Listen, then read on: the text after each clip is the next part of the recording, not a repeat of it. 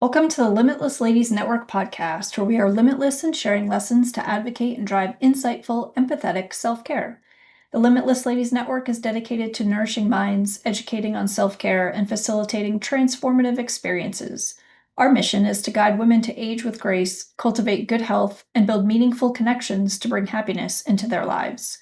We strive to empower the ladies of the community so they may successfully advocate for themselves and embrace a journey of holistic well being. Please note that the information and opinions shared on this podcast are for educational purposes only and are not intended in any way to be used as medical advice. Please seek a medical professional for any health related matters, and always refer to our full disclosure in our show notes. Hello, I'm your host, Tammy Dungan, and I wanted to have a quick conversation with you about things not to do before you go to bed.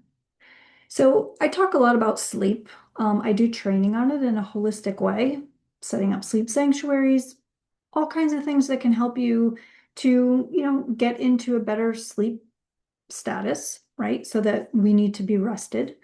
Well, I am not adverse to having those midnight wakings and not sleeping through the night.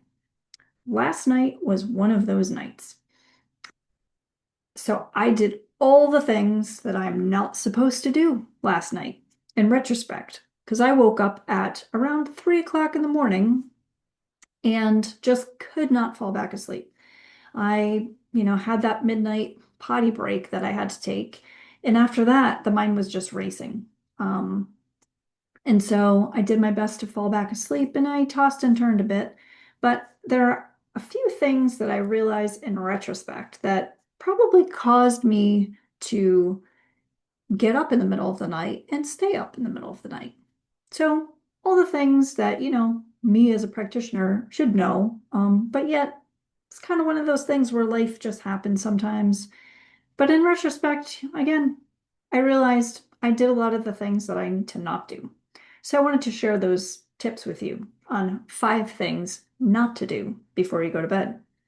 Number 1, don't exercise before bed. Within 4 to 6 hours, usually, you want to try to push your exercise usually to, maybe mid-afternoon or at least early, evening, like 4-ish maybe, especially if you go to bed around 9 or 10, because otherwise you are increasing all of your cortisol levels. You're kind of getting your juices flowing.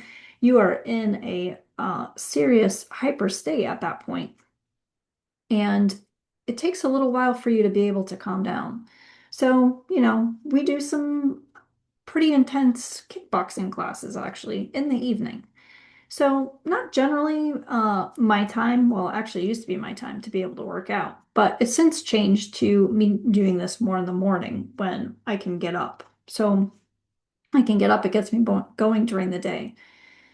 But we had our class, so we did that. I was not able to eat before class, which I generally always do. So it's kind of one of those things where I was working late, ran out, and did the class. And then, of course, because I had all this high energy and used up a lot of my reserves, I ended up feeling pretty hungry by the time I got home, which was around 8 o'clock, a little after 8, actually. So I was hungry and I'm like, all right, I need to have some food. So I cooked up myself something to eat. So I had a pretty decent sized meal, and this was like 8:30, almost 9 o'clock we're pushing. Very late for me. So that's tip number 1. Don't eat right before bed. Anything heavy at all. Generally, you don't really want to be eating anything, especially a heavy meal, because it's just going to sit in your stomach without you moving.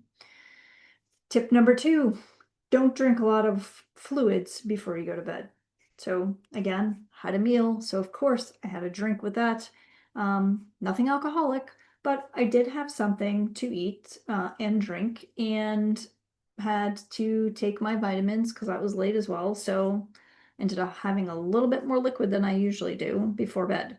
That should be limited to usually a couple of hours before heading to bed so that you can make sure that you eliminate as much as possible before heading into your slumber so that you don't get woken up by those midnight potty breaks like I did. Then the next thing we want to talk about is not getting on social media at all. So, of course, because I was eating and my husband wasn't eating, so I just kind of got on social media and was scrolling. So that didn't really help because the blue light emitting from my phone was not good. And I ended up spending more time than needed on social media.